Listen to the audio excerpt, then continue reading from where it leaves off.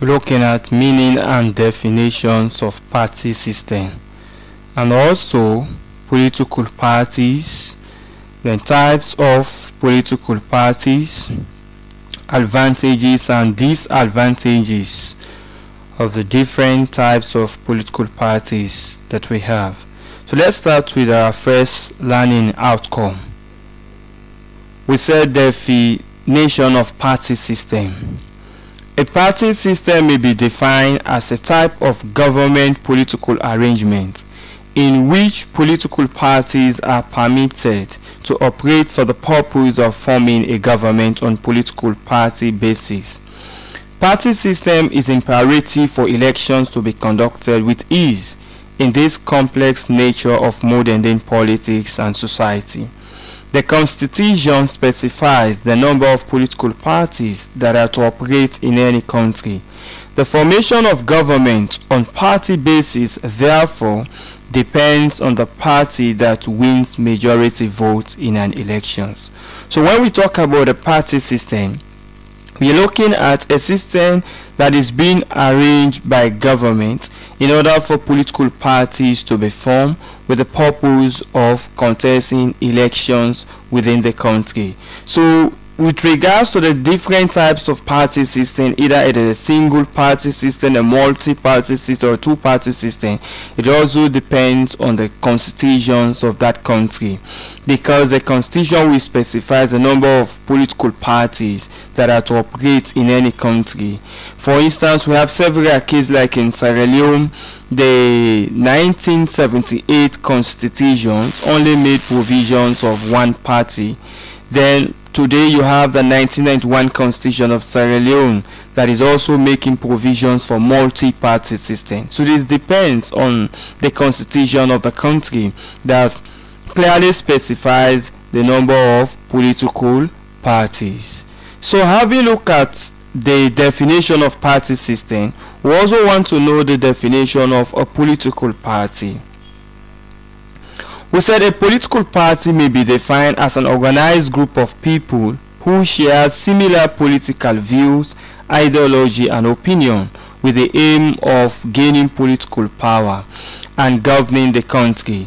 It is the electoral commission of a country that determines which political associations that qualify as a political parties.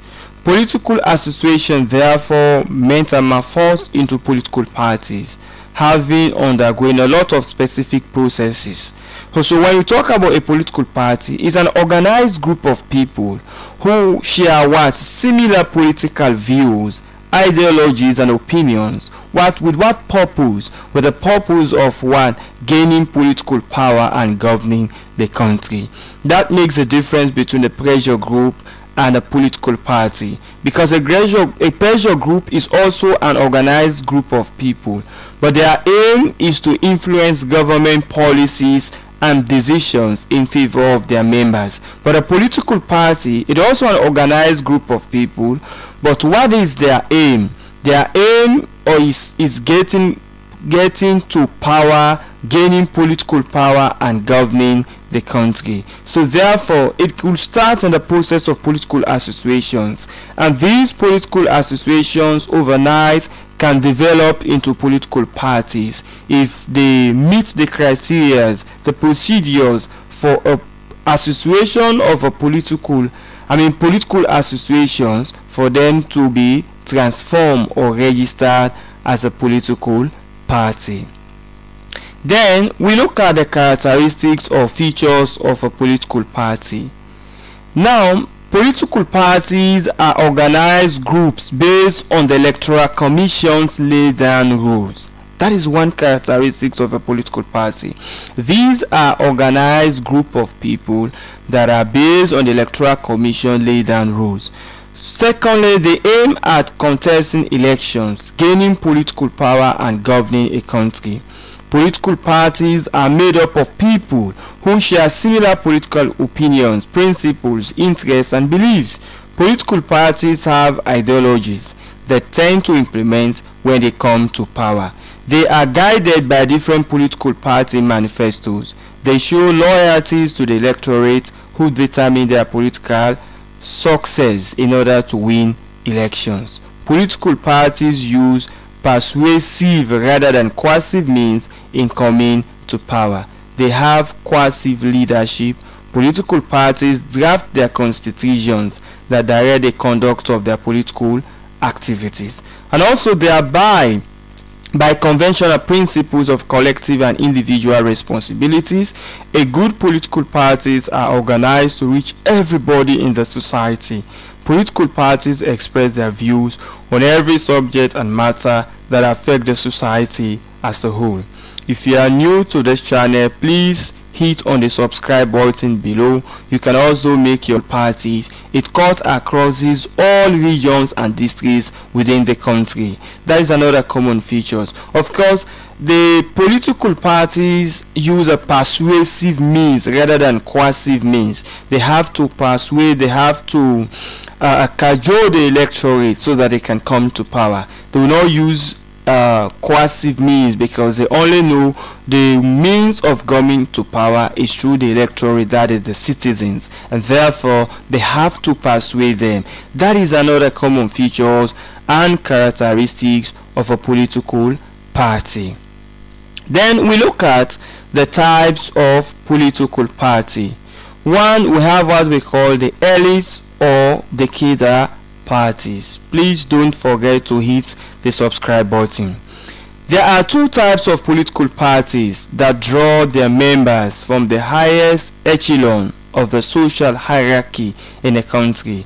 That is to say that members are made up of people with high social status and standing, like intellectuals, doctors, lawyers, tycoons, traditional rulers, etc. The elite party that are conservative in nature believe in quality, not quantity, and that responsible men and women of substance rather than riffraffs and also what we call ragamuffins should not control the affairs of any government of a country. So what happened? One types of political party is the elite, or what we call the cadre parties. This is a political party that is made up of highly social influential peoples in society, peoples of higher social status, standings. These are the people that are made up of an elite party. You also have a mass parties.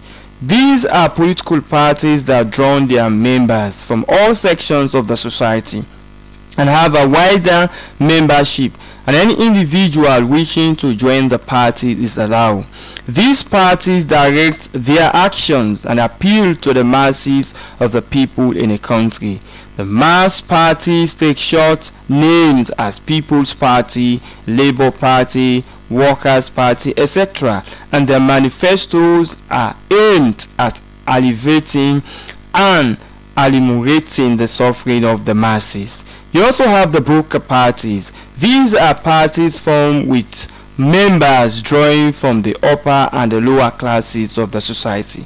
Their main aim is to reconcile the conflicting interests of the rich and the poor by carrying out policies of social justice for the interests of all.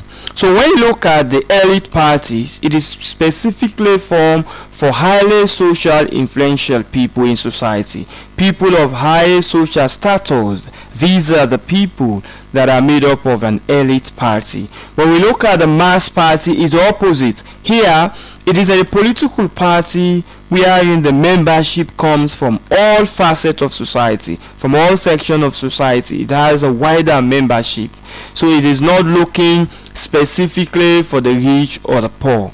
Then you also have the broker party. The broker party is in between. It is trying to bring a little bit of those people in higher status or social status in society and those people of lower status in society. So in other words, they're trying to bring the conflict, to bridge the conflict and try to reconcile the interests of the rich and the poor by carrying out policies for the interests of everybody. So these are the types of political parties. So mostly, how can you identify that this party is a mass party? The mass parties, they normally have names like the People's Party, the Labour Party, the Workers' Party. For instance, if you look at political